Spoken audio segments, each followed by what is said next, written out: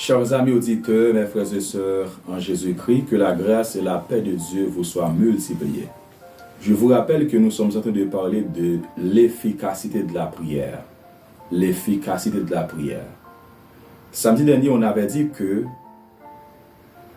une prière est efficace lorsque cette prière touche le cœur de Dieu. C'est lorsque Dieu donne une réponse à cette prière. Dieu entend toute prière, mais il ne répond pas à toute prière. Il n'exauce pas toute prière. Et on avait partagé 4 principes clés pour qu'une prière soit efficace. Pour faire un résumé, le premier principe, on avait partagé pour qu'une prière soit efficace, c'est la foi. Il faut avoir la foi. Deuxièmement, il faut que la prière soit conforme à la volonté de Dieu. Troisième principe, c'est la sincérité du cœur. Et quatrième principe qu'on avait partagé, c'est la persévérance. Ce soir, j'aimerais vous partager 4 derniers principes pour qu'une prière soit efficace. 5e principe clé, frères et sœurs, pour qu'une prière soit efficace, non seulement il faut avoir la foi, il faut que la prière soit conforme à la volonté de Dieu. Il faut que vous soyez sincère. Il faut être persévérant. 5e principe pour qu'une prière soit efficace, c'est la sainteté. La sainteté, une vie de sainteté. Une vie de sainteté. Si vous regardez avec moi 1 Timothée chapitre 2 verset 8. 1 Timothée 2 verset 8.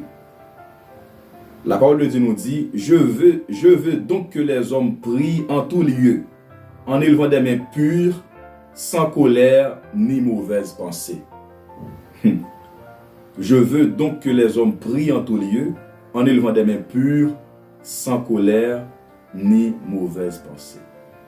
Si on veut que Dieu exauce nos prières, nos mains doivent être pures, nos lèvres doivent être pures, et notre cœur doit être pur, frères et sœurs. Dieu, disons, la sainteté attire la présence de Dieu. La sainteté attire la gloire de Dieu. L'efficacité de la prière exige la sainteté. La sainteté. Souvent, nous prions beaucoup, mais est-ce que nous vivons dans la sainteté? Souvent, nous jeûnons beaucoup. Plusieurs semaines de jeûne, plusieurs jours de prière, mais est-ce que nous vivons dans la sainteté? Est-ce que nous marchons dans la sainteté, frères et sœurs? Est-ce que nous vivons pour plaire à Dieu? Et selon 2 Timothée 2, verset 19, la parole de Dieu nous dit, quiconque prononce le nom du Seigneur, qu'il s'éloigne de l'iniquité. Quiconque prononce le nom du Seigneur, qu'il s'éloigne de l'iniquité. Quiconque veut que sa prière soit exaucée, qu'il s'éloigne du péché, qu'il s'éloigne du mal, qu'il s'éloigne de l'iniquité. Vous voulez que vos prières soient exaucées? Éloignez-vous du péché. Marchez dans la sainteté. Marchez dans la sanctification. Dieu ne peut pas nous exaucer, frères et sœurs, tout en étant dans le péché. Et Dieu ne peut pas nous exaucer tout en étant dans le mal, dans l'immoralité. On doit marcher dans la sainteté. On doit vivre pour la gloire de Dieu. Je crois que c'est Ésaïe chapitre 59. La parole de Dieu nous dit que mes mains ne sont pas trop courtes pour agir. Mes oreilles ne sont pas trop dures pour entendre. Mais ce sont nos crimes, ce sont nos péchés qui mettent une séparation. Ce sont nos iniquités qui mettent une séparation entre nous et Dieu. Marchons, frères et sœurs, continuellement dans la sainteté. Vivons continuellement, constamment dans la sainteté, afin que nos prières soient efficaces, afin que nos prières soient exaucées. 6e principe clé pour qu'une prière soit efficace, c'est le pardon. Le pardon. C'est très important, le pardon. Si vous regardez avec moi Marc chapitre 11, verset 25. Marc chapitre 11, le verset 25. La parole de Dieu nous dit que et lorsque vous êtes debout faisant votre prière, si vous avez quelque chose contre quelqu'un, pardonnez, afin que votre Père qui est dans les cieux vous pardonne aussi vos offenses. Ça, c'est Jésus qui parle. Jésus. Et lorsque vous êtes debout pour prier ou bien faisant votre prière, si vous avez quelque chose contre quelqu'un, pardonnez d'abord afin que votre Père qui est dans les cieux vous pardonne aussi vos offenses. La rancune, frères et sœurs, peut bloquer nos prières. L'amertume, les querelles, les animosités, les inimitiés peut nous bloquer dans la prière. Le manque de pardon. Vous priez beaucoup, mais est-ce que vous pardonnez ceux qui vous ont offensé? Vous jeûnez beaucoup, mais quel est l'état de votre cœur? Souvent nous prions, mais nous sommes rancuniers. Nos cœurs sont remplis de rancune, nos cœurs sont remplis d'amertume, nos cœurs sont remplis de haine. Vous devez pardonner d'abord ceux qui vous ont offensé. Vous devez libérer les esclaves. Libérer d'abord les captifs. Dans le cas contraire, frères et sœurs, nous prions en vain, nous jeûnons en vain. Dieu regarde d'abord l'état de notre cœur avant de nous exaucer. Il regarde d'abord notre état d'esprit avant qu'il nous écoute. Il regarde d'abord l'état de notre cœur avant de nous exaucer. Pardonnez vos frères et sœurs. Pardonnez ceux qui vous font du mal. Pardonnez ceux qui vous blessent. Pardonnez ceux qui vous offensent. Pardonnez ceux qui vous dérangent. Pardonnez ceux qui détruisent votre réputation. Si vous voulez réellement que vos prières soient exaucées, vous devez pardonner absolument ceux qui vous font du mal. Un cœur rempli d'amertume, un cœur rempli de haine ou de rancune peut bloquer l'exaucement de nos prières. Septième principe clé pour qu'une prière soit efficace, c'est le nom de Jésus. On doit prier au nom de Jésus. Si vous regardez avec moi Jean 14, versets 13 et 14. Jean 14, versets 13 et 14. La parole de Dieu nous dit que tout ce que vous demanderez en mon nom, à savoir Jésus, je le ferai, afin que le Père soit glorifié dans le Fils. Si vous demandez quelque chose en mon nom, je le ferai. Tout ce que vous demanderez en mon nom, je le ferai, afin que le Père soit glorifié dans le Fils. Verset 14. Si vous demandez quelque chose en mon nom, je le ferai. Ça veut dire quoi exactement? Qu'est-ce que Jésus veut nous expliquer à travers ce texte? Nous devons savoir que, frères et sœurs, le nom de quelqu'un est lié à sa personne. Le nom d'une personne est lié à son identité. Le nom d'une personne révèle son caractère, révèle qui il est. Le nom d'une personne est lié à sa volonté, à ses sentiments, à tout son être. Donc, lorsque Jésus nous demande de prier en son nom, il veut dire quoi exactement? Nous devons prier.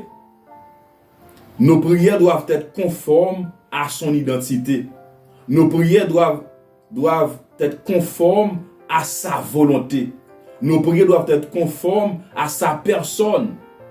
C'est ça que c'est prier au nom de Jésus. Ce n'est pas seulement citer le nom de Jésus de manière mécanique, de manière théorique. Non, ce n'est pas seulement ça. Donc la prière que vous adressez à Dieu doit être conforme à sa personne, à son caractère, à sa volonté, à son identité, à qui il est. C'est ça que c'est prier au nom de Jésus. Nous devons prier au nom de Jésus, selon sa volonté, selon la personne de Jésus. Donc le nom de Jésus donne l'autorité spirituelle et l'accès au Père. Nous devons savoir que Jésus, il est le médiateur entre nous et le Père. Il est l'intermédiaire entre nous et le Père. On ne peut rien recevoir de Dieu sans passer par Jésus, son Fils. On ne peut rien recevoir de Dieu sans passer par le biais de Jésus-Christ, son Fils. On doit prier au nom de Jésus, on doit passer par Jésus-Christ, qui est le médiateur entre les hommes et Dieu le Père. Amen. Huitième principe pour finir, huitième principe clé pour qu'une prière soit efficace, c'est l'humilité. L'humilité. Lorsque nous regardons Jacques 4, verset 6, la parole de Dieu nous dit que il accorde au contraire une grâce excellente. C'est pourquoi l'Écriture dit Dieu résiste aux orgueilleux, mais il fait grâce aux humbles. Dieu résiste aux orgueilleux, mais il fait grâce aux humbles. 1 Pierre 5, verset 5 nous dit la même chose. Car Dieu résiste aux orgueilleux, mais il fait grâce aux humbles. Dieu résiste aux orgueilleux. On doit être humble, frères et sœurs. On doit être humble de cœur. Dieu est près de ceux qui ont le cœur humble. Dieu est près de ceux qui ont le cœur brisé. Dieu écoute ceux qui ont le cœur humble. Souvent nous prions beaucoup, mais nous sommes orgueilleux. Souvent nous jeûnons beaucoup, nous prions beaucoup, mais nous sommes arrogants.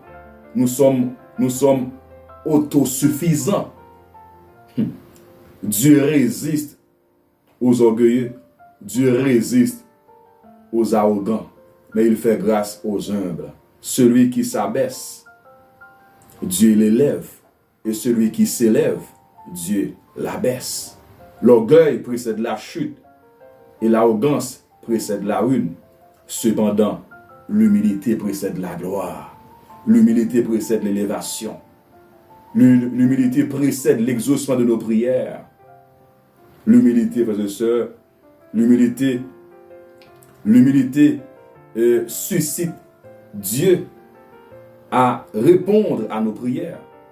L'humilité exige Dieu à répondre à nos prières. Lorsque nous sommes humbles, lorsque nous nous humilions, Dieu, il est obligé de répondre à nos prières.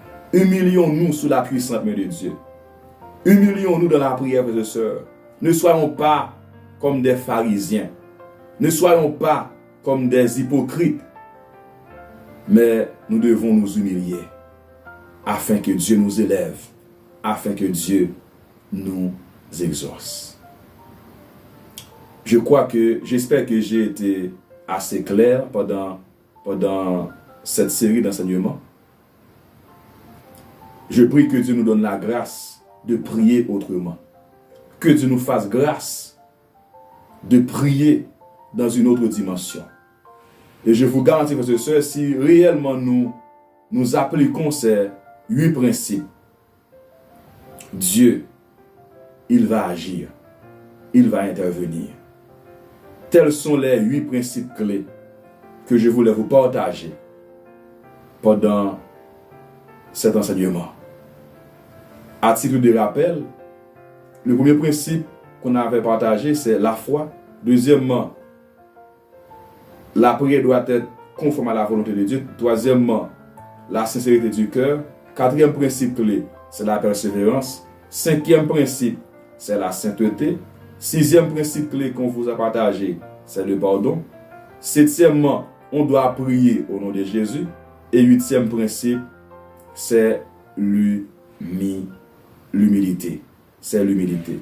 Alors, frères et sœurs, une prière efficace est celle qui est faite avec foi, avec humilité, avec persévérance, avec un cœur pur et en accord avec la volonté de Dieu. Et ensuite, on doit s'appuyer sur le nom de Jésus et on doit chercher à tout prix à glorifier Dieu avant toute chose. Que Dieu nous accorde la grâce, que Dieu nous accorde sa faveur, que Dieu nous exauce. Je prie que Dieu agisse puissamment en votre faveur. Que Dieu donne une réponse à vos requêtes. Que Dieu donne une réponse à vos prières. Seigneur, aide-nous encore, cher Seigneur Dieu, à garder dans nos cœurs ta parole, afin de ne pas pécher contre toi. Accorde-nous la sagesse, ô Dieu d'amour, dans la prière. Accorde-nous la sagesse, ô Dieu d'amour. Souvent nous prions, Seigneur, mais on n'a pas d'assez de sagesse. On n'a pas de la sagesse, ô Seigneur. Aide-nous, Père Céleste, à prier par la foi. Aide-nous à prier dans un cœur sincère. Aide-nous, cher Seigneur, donne-nous la persévérance de la prière. Aide-nous à marcher dans la sainteté, Seigneur. Aide-nous à prier, ô Dieu, au nom de Jésus-Christ. Donne-nous l'humilité, Seigneur Dieu Tout-Puissant, afin que nos prières soient exaucées. Agis en notre faveur. Dispose nos cœurs, Seigneur. Nous voulons te prier autrement. Nous voulons te parler autrement. Nous voulons que nos prières soient efficaces. Nous voulons, cher Dieu, mener une vie de prière efficace, Seigneur. Nous voulons être puissants dans la prière. Que nos prières soient exaucées. Que nos prières, cher Dieu, parviennent à tes oreilles, Seigneur. Que nos prières soient exaucées. Manifeste ta gloire. Accomplis ta volonté. Manifeste tes bras puissants. Accomplis tes promesses. Exécute ton plan, cher Dieu, parfaitement dans nos vies. Que ton nom soit glorifié, Seigneur. Que ton nom soit béni. Merci pour ta parole. Merci pour ta présence. Au nom de Jésus, notre Sauveur, Seigneur, nous te prions ainsi. À lui seul soit la gloire, la louange, l'honneur, la force, la puissance, le règne au siècle des siècles. Amen. Que le Seigneur vous bénisse abondamment. À samedi prochain, si Dieu le veut, pour une nouvelle série. Soyez bénis.